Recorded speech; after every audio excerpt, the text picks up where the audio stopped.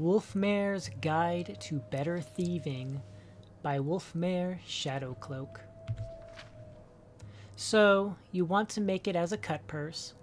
You want to live the life of a criminal, always one step ahead of everyone and pockets brimming with septims. Maybe it appeals to you to try and earn a living by robbing some wealthy merchants or extorting your local shopkeepers. Let me give you a bit of advice. Don't bother. For every skilled thief I've met in my day, I've seen a 20 who thought they had what it took, but ended up rotting in jail. But if you're anything like me, you don't listen to advice.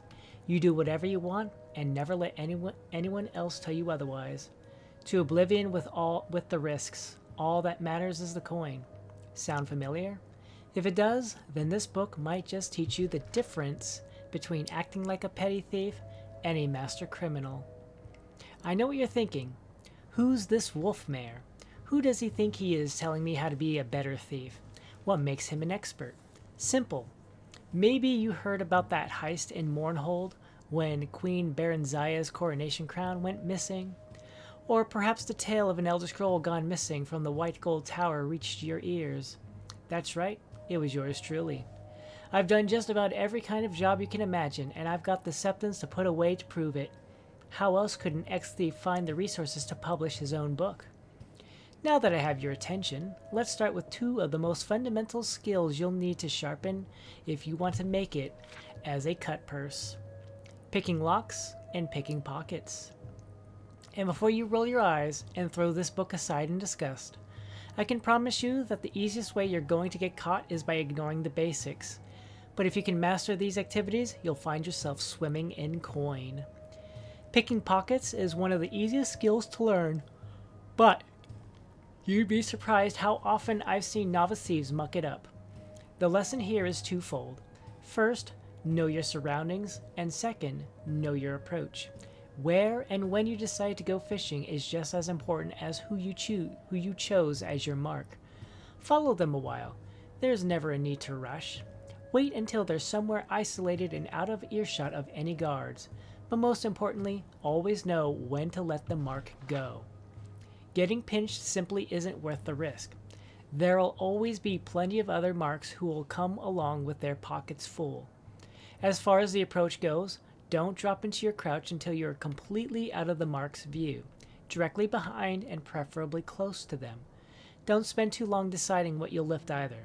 A good thief should be able to hit a mark and make off with something valuable in less than 5 seconds. Last of all, plying this trade at night will greatly reduce your chances of getting caught. If you have no other choice and you have to do it in the daylight, just make sure you aren't out in the open. Lockpicking is an art form that takes years to master. The important thing to remember is that no two are alike, each one behaving completely differently. As long as you keep your wits about you and your patience, you'll find them easier to defeat than you'd initially expect. Good picks are always essential. Make sure you have plenty of them tucked away in your pockets. Always take your time and keep a light touch on the picks. When the tumblers begin to fall into place, you should feel the pick tremble ever so slightly. This means you're near the sweet spot. Slow down at that point and only move the pick with the finest touch. If you blindly poke at the lock like an old man, all you're going to end up with is a bunch of broken picks and equally broken pride. As a last resort, if the lock is completely confounding you, there's always the option of smashing it. Just keep in mind that this is rarely successful and could potentially make a great deal of noise. By using my techniques, I'm not merely suggesting you'll be a successful thief. I'm giving you a solid guarantee.